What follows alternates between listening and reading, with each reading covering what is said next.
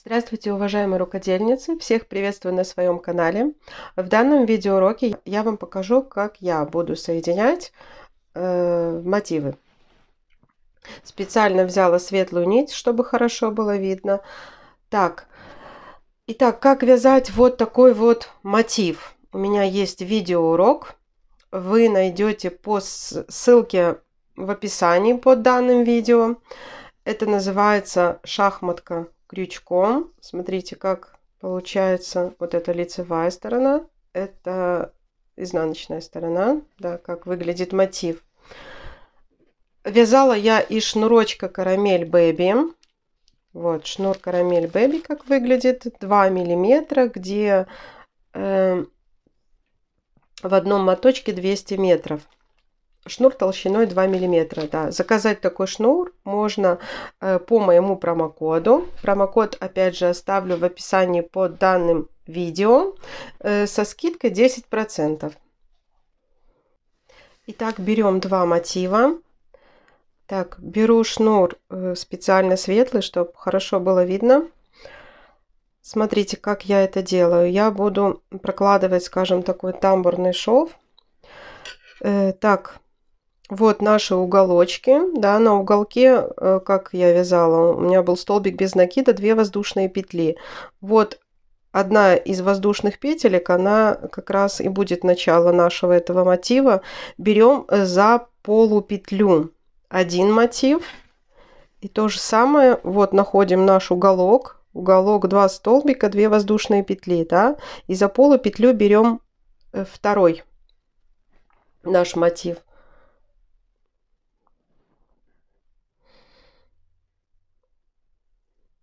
Протягиваем шнур, которым мы соединяем мотивы, и делаем воздушную петельку.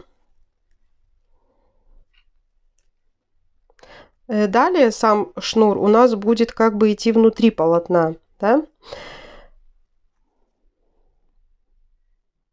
Вот. Шнур лежит внутри полотна. И смотрите, я буду просто поочередно чередовать. Если первый раз первую петельку я захватывала вот с этого мотива, с левой стороны, вторую петельку справа, то теперь наоборот. Полупетлю сначала беру с правой стороны, потом с левой стороны. Я поочередно буду захватывать так полупетли, чтобы вот этот шов, который у нас посередине, тамбурный этот шов, он был ровненьким. Так, и вот такие вот делаем петельки. Так, теперь снова с левой стороны. Здесь полупетля с правого мотива. Сделали петельку. Вот эти петли, они не должны быть у нас слишком тугими, дабы они не стягивали наши два мотива. Теперь справа налево.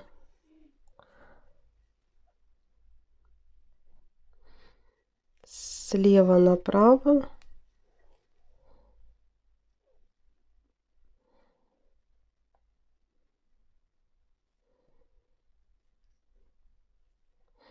Справа налево. Так, смотрите, какой получается шов. Шов ровненько ложится между оставшимися полупетлями. Он просто ровно, ничего не выступает. Ровненько посерединке он идет. Слева направо. Так. Итак, идем до конца, соединяем два мотива. Далее покажу, как я перехожу на соединение последующих мотивов. Смотрите, я начинала так вот с одной петельки, которая на углу. На углу у меня 2 воздушные петли. Точно так же этот мотив я и заканчиваю, да? То есть вот это у нас идет как раз первая воздушная петелька на углу. Вот идеально соединила два мотива. Ничего не стягивается. Так, далее смотрите, покажу, как мы переходим к соединению последующих в полотно, да? Так, делаю воздушную петлю. Так, находим на этих мотивах уголки. Вот у нас 2 воздушные петли. Берем 1 воздушная петля, да, и за полупетлю. И то же самое на другом мотиве. Вот у нас 2 воздушные петельки. Берем за полупетлю. Начинали с правого мотива. Вот так вот формируем петельку. Значит, далее начинаем с левой стороны. Опять же, за полупетлю. То есть мы чередуем слева направо, чтобы шов у нас лежал идеально посередине. Теперь справа налево. Слева направо. Вот таким образом соединяем мы последующие мотивы. И потом проложим строчку вот здесь. Я покажу, как я на пересечении делаю это.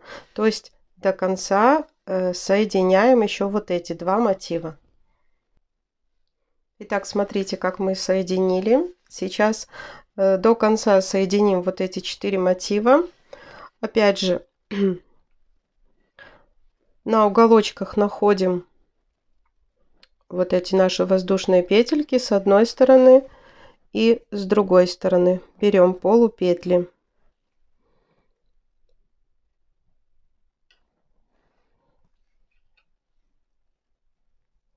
Делаем воздушную первую петельку. И все. И далее мы делаем то же самое. Сам шнур у нас внутри. То есть поочередно. Сначала справа налево, потом слева направо. Здесь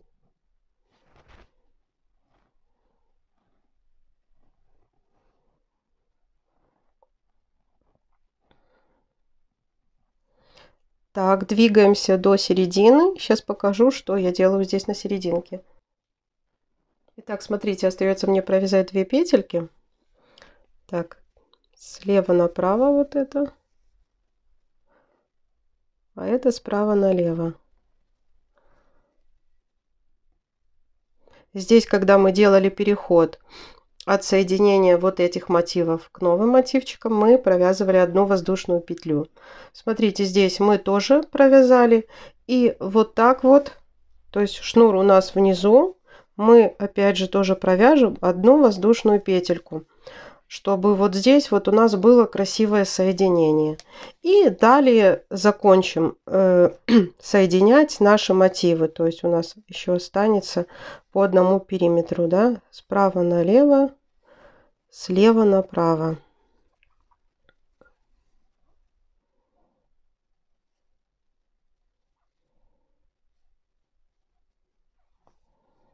Вот я это делаю таким образом. Вариантов, еще раз говорю, есть множество. Но при таком соединении, смотрите, здесь даже не надо потом разглаживать наши эти мотивы. То есть шов ложится ровненько по серединке. И вот из этих полупетель, которые остаются, получается вот такая вот окантовочка. Ничего не торчит. То есть, ну, как... Есть варианты, когда вы просто соединяете там столбиками с накидом, и у вас вот такой вот торчащий край. Здесь все прям вот идеально ровненько ложится. Я соединяю таким образом. Сейчас соединю до конца, еще раз покажу и расскажу, что можно связать из этих мотивов. Так, вот что у меня получилось. Смотрите. Опять же, как связать такой мотив у меня есть в описании по данным видео. Из этих мотивов можно связать покрывало, если вы будете вязать из пряжи, да, то есть таким вот образом соединяя эти мотивы в большой прямоугольник.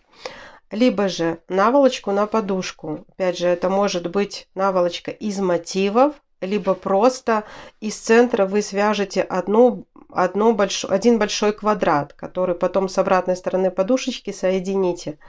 Я же буду из этих мотивов вязать сумку в следующем видеоуроке. Поэтому я вяжу таких 13 штук. Вот таким вот образом буду соединять, но соединять буду все коричневым цветом. То есть это здесь в уроке я все соединяла светленьким шнурочком, да, а на самом деле при вязании сумки я все буду соединять коричневым цветом, но это все уже в следующем видеоуроке я вам расскажу. Итак, если вам понравилось мое видео, мой мастер-класс по соединению вот таких вот мотивов, то есть я вам рассказала, как я это делаю, ставьте, пожалуйста, ваши лайки, подписывайтесь на мой канал, будет еще много чего интересного. Всем пока-пока!